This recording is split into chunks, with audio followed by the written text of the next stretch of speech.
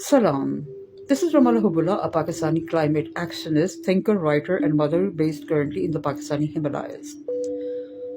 This is part of a series of videos that I am making in order to talk about my journey into the eco-feminine paradigm and how that paradigm helps you, wherever you are, at this point in human and socio-economic global evolution. Also, I think this is a very pertinent teaching for or path or opening for Muslims who are currently having a tough time around the world, because we are continuing to march on and proceed in what I call the or what is being called by others, of course, as well, the patriarchal, masculine dominated military industrial paradigm, which inevitably leads to conflict. And it's a separation oriented paradigm. It has its own place in the scheme of things, but we'll talk about that going forward, either in these series of videos or at some point in time. However, there's a shared reality. So there's a path of separation which is important amongst the totality, but there's an emerging understanding that we human beings live in a collective reality which puts us together, and we are on one common shared planet. And as the teachings of Islam themselves go, as well as the teachings of other deen is an Arabic word for path or way, which also loosely means religion, but it actually means something more complex than that. When I do an ecological translation of it, we'll talk more about that in detail, either in this series of videos or later. So there is the humanity itself is like connected on a shared planet, and when we take that approach of connection, then conflicts automatically start dying down, and then we have to connect and collaborate with each other. And that is an understanding that has really taken root in those who have taken that path, the ecological path. They're like, this is it.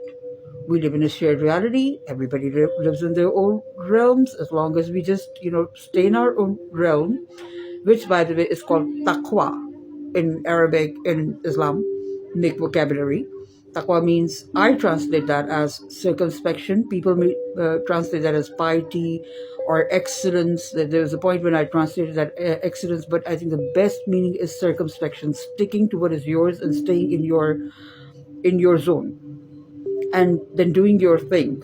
That's it. So on this vast common and shared planet, as long as we stay in our lane, as long as we stay in our zone, our energies are concentrated, and then we can grow. Once we grow and we mature and we realize ourselves, energetically the other parties in the world, because there are lots of other parties, tend to respect us, and then they don't tend to attack us as much as they could if we sort of become weak, we don't express ourselves. It is actually for the benefit of the natural scheme of things to take the weakened, diseased, rotten parts out. So the world is naturally going to compost and mulch you if you stay in a diseased state, or you will stay weak, or you will not realize what it is that you want to realize. So we'll become a bit dramatic here. And while it may seem cruel, living on this planet, which is a very energetic planet, takes a good degree of intensity and energy that we have to cultivate, maintain, and then sort of what's the word that I use for it? We have to prime our energy and stay in that state, and this is done through various techniques, by being active, by being learned, through prayer and worship, for those who pray and worship, or any other resemblance of it needs to be done. So there are people who do discipline, there are people who do memory exercises or whatever. So basically in religious traditions, prayer and worship is a very succinct form of doing all these kind of self-development exercises. Some may not agree with it, or once you get into the depths of it, you're like, oh, this is what it's been all about. But there was a time when things like yoga, for instance, I'm not going to refer to Muslim tradition anymore because a lot of people have antagonism against it. I understand that. Yoga, for instance, was considered like a useless acrobatic. But the more you get into it, you realize, no, it actually affects your body, because your body has different energy centers, your body has different organs. Once those organs are compressed or stressed in certain ways, it really does make an impact on the rest of your body. And so medical science is finally admitting to it, to the extent that doctors and learned people have come to this path a long time ago. And so this has become mainstreamed. About 10 or 15 years ago, or maybe 20 years ago, people would laugh at it or consider this a marginal, ethnic, poor people's activity, or some kind of just a very radical hippie thing, which it is not anymore. So now you may be like, whoa, wasn't this supposed to be a Muslim woman talking about Muslim things?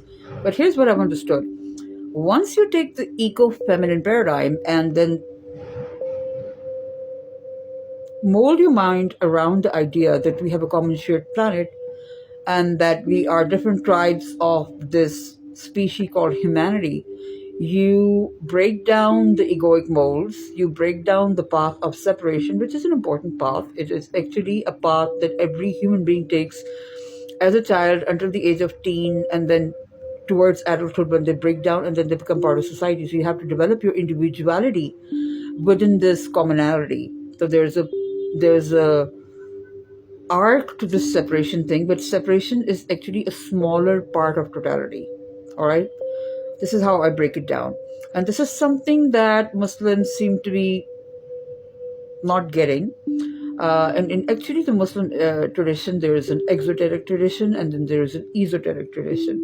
And the exoteric tradition is more about law, administration, and more masculine affairs, about me versus you, because you have to do that, right? It's like one family is not the other family. Your wife is not somebody else's wife. Your source of income is not somebody else's source of income.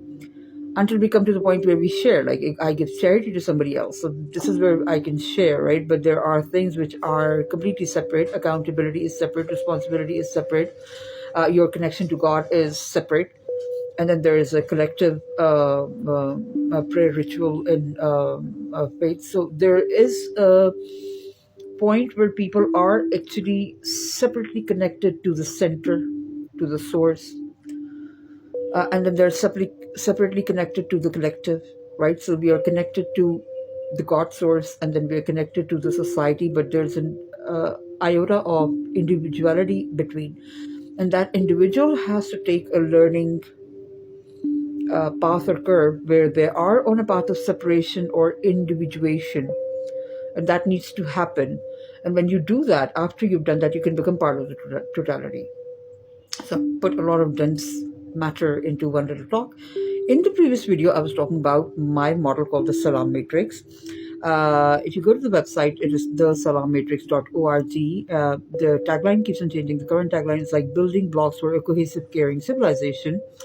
And this, as I shared in the previous videos, was originally a model for understanding markets, but you can use this to understand your community. You can use this to understand your nation. You can use this to really understand people and what it is that they do, and get a grounded understanding of them instead of speculation or just guesswork, or not even having a model of understanding people. Like, what is it that I need to understand? And here's what you need to understand: that people operate in 4 life zones, as I call them: spiritual, personal, familial, and socio-economic over here, and ecological, political, right? So, and then there are different roles that they play. The icons that I've used to describe these roles were, the icons are Muslim, and this is because I first designed this model for Pakistan, which is Muslim heavy culture, and so I'm using the same diagram and might do different versions of it. The way it relates to ecofemininity is because the ecofeminine approach is about seeing the totality of people and being compassionate to them, having a motherly eye which sees the totality of you. If you operate more in the masculine paradigm, you're often just seen as a social, economic animal or ecological, political being, but your inner or your personal familiar life is ignored. For example, if you operate in old system corporations, they would often forego understanding your physical, emotional, and family needs, but not the compassionate, motherly look at your life. So we'll continue this in the next video. Stay with me. Thank you.